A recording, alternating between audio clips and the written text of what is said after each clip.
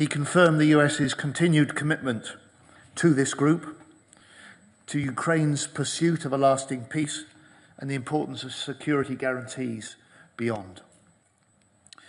We heard his call for European nations to step up. We are, and we will. NATO allies pledged 40 billion euros in military aid for Ukraine in 2024, and then went on to deliver 50 billion.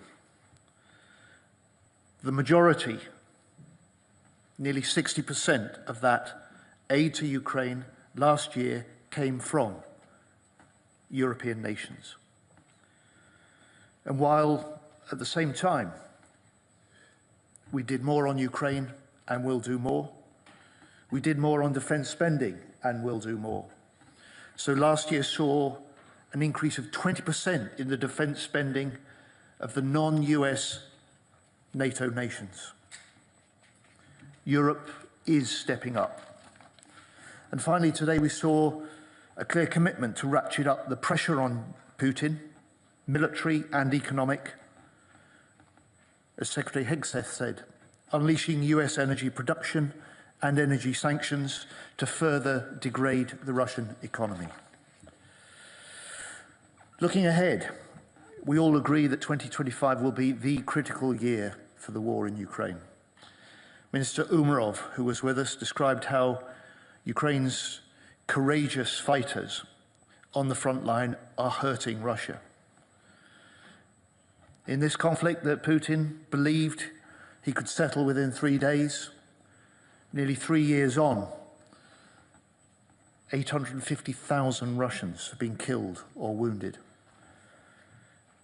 Over 1,500 a day, almost double the rate of this time last year, are being killed or wounded. A total of around 60,000 in the last 6 weeks alone, according to our UK Defence Intelligence. But as we saw overnight, the death and destruction in Kyiv, Russia is still ruthless, Russia is still dangerous. And at this critical moment, we will step up further our support to Ukraine. President Zelensky and President Trump have both spoken of their desire to see peace through strength. And the commitments made through the UDCG provide the collective strength that we need to achieve that peace. For our part, the UK will spend £4.5 billion on military aid for Ukraine this year, more than ever before. And today I announced that we will also provide an additional £150 million of new firepower, drones, tanks, air-to-air missiles. More broadly, this government continues to step up our leadership on Ukraine and in NATO. The UK offers unique capabilities to the NATO alliance: forward land forces, fifth-generation fighter jets, our nuclear deterrence. Our UK commitment to NATO is unshakable. And Ukraine's security matters to global security. That's why the UDCG is an international coalition that stretches beyond Europe through to the Indo-Pacific, to South America, and to the Middle East. Because this was never a war about the fate of just one nation. When the border of one country is redrawn by force, it undermines the security of all nations.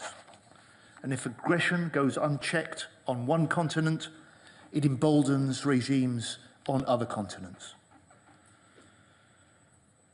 And so, on stepping up support for Ukraine, we are and we will.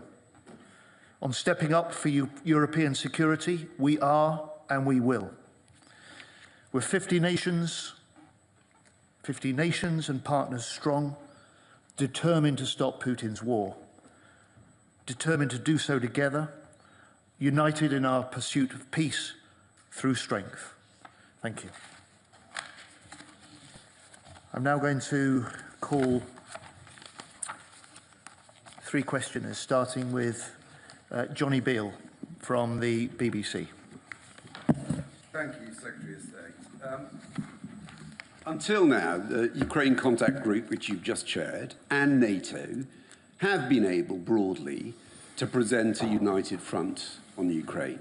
Today, the new US Defense Secretary has punched a hole in that unity. No NATO membership for Ukraine, he says. He says that Ukraine cannot expect to go back. It's unrealistic to go back to its original borders. He says there will be no US guarantees in terms of boots on the ground in Ukraine if there's a negotiated settlement. Do you accept that that is completely contrary to what you've been saying and many of your NATO allies have been saying for the past few years?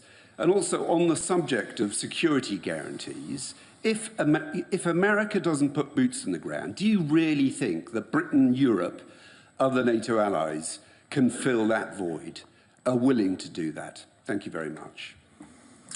So what Secretary Hegseth set out today was confirmation of his commitment to continued involvement in this Ukraine Defence Contact Group. That's the international coordination of support for Ukraine. That will be maintained. What he set out was his commitment, President Trump's commitment, like ours, to see a durable peace to this conflict.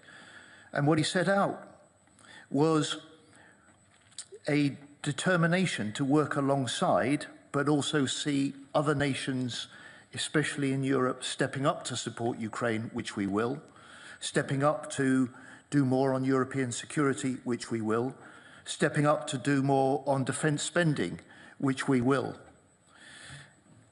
And we, as a NATO alliance, to which he also gave the firmest possible continuing commitment, have always been clear that Ukraine's rightful place is in NATO. That is a process that will take some time. And for now, our duty, my duty as a defense minister, the duty of the nations around that table, is to make sure that Ukraine is in the strongest possible position going into any talks in the future.